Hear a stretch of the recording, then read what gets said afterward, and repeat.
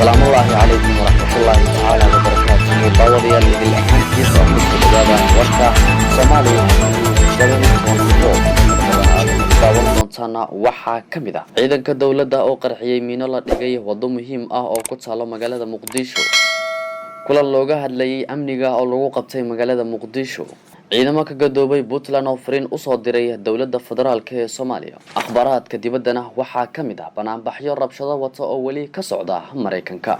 qodobadaas iyo qodobo kale ayaad ku daawan doontaan Somali News 724. warka waxaa hadii la socodsiin doono anigoo ah Hanad Xasan Cabdi. fadlan haddii ay tahay markii kugu horeysay aad soo booqato channelkani fadlan saar subscribe gambaleelka furo share gareeyo asxaabtaadana la wadaag mar kale iyo warkii oo faahfaahsan. ciidanka booliska Soomaaliya gaar ahaan kuwa miino baarista ayaa goordhow qarxiyay miino lagu aasay laamiga hormara jaamacadda ummadda Soomaaliyeed Gahayr ee magaalada Muqdisho. qaraxani ayaa la sheegay in ay arkeen dad ka ag dhawaa halka la soo dhigay, waxaana ciidamada booliska oo loogu wargeliyay qaraxani ay xireen laamiga iyagoona muddo kadib ku guuleystay si nabadgelyo ah ay u qarxiyaan.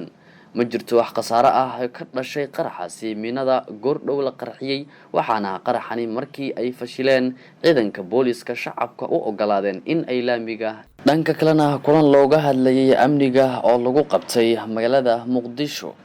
gudoomiyaha gobolka Banaadir ahna duqa magaalada Muqdisho Cumar Maxamed Cumar Filish ayaa shir gudoomiyay kulan degmooyinka ee maamulka gobolka Banaadir kaas oo toddobaadkii mar la qabto. kulankani oo goobjoog ay ka ahaayeen gudoomiye ku-xigeenka maamulka gobolka, taliyaha qaybta guud ee gobolka Banaadir iyo ciidanka booliska gudoomiyaasha ee degmooyinka taliyaasha saldhigyada ayaa looga hadlay arrimo dhowr ah. shirkani oo dhowr qodob looga hadlay ayaa looga mahadceliyay ciidanka amniga ee qaabilsan gobolka Banaadir sida ay ugu guuleysteen sugidda amniga ee caasimadda intii lagu guda jiray bishii barakeysneed Ramadaan, iyo sida ay ula shaqeeyeen maamulka gobolka Banaadir iyo maamulada degmooyinka. afhayeenka maamulka gobolka Banaadir Saalax Cumar Xasan oo kulankani faahfaahiyay ayaa sheegay in sidoo kale looga hadlay kulankani qodobo ay ka mid yihiin arrimaha wacyigelinta COVID-19, canshuuraha iyo nadaafadda. ciidamo ka gadoobay Puntland oo fariin u soo diray dawladda federaalka ee Soomaaliya. ciidamadan oo ku hubaysnaa hubka noocyadiisa kala duwan ayaa waxa ay ku sugan yihiin deegaano ka tirsan gobolka Bari, hase yeeshee qayb ka mid ah Puntland ay ula baxday gobolka Gardafu, waxaana ay sheegeen in ay ka gadoobeen maamulka Puntland. muuqaalo ay ciidamada iska soo duubeen iyaga oo hubeysan ayaa waxa ay ku sheegeen in ay ka soo horjeedaan ciidamada uu tababaray Imaaraadka ee badda Puntland ee loo yaqaano BMPF oo Puntland sheegtay in la geenayo gobolkaasi, waxaana ay sheegeen in ay deegaanadooda ay amni yihiin isla markaana xilligani ay u baahneen ciidamo. saraakiisha hogaaminaysa ciidamada ayaa waxa ay sheegeen in gobolka Gardafu laga helin Al-Shabaab iyo Daesh, amnigiisana ay iyagu sugteen, waxaana ay ku dhawaaqeen in ay ka baxeen Puntland sida ay hadalka u dhigeen. ugu dambeyntiina saraakiishani hogaaminaysa ciidamada ayaa waxa ay sheegeen in madaxda Puntland ay faragelin ku hayaan odayaasha iyo waxgaradka deegaanka, waxaana ay ugu baaqeen dawladda federaalka ee Soomaaliya in ay taageero siiso inkastoo aysan jirin gaar u ah ay ka dalbadeen.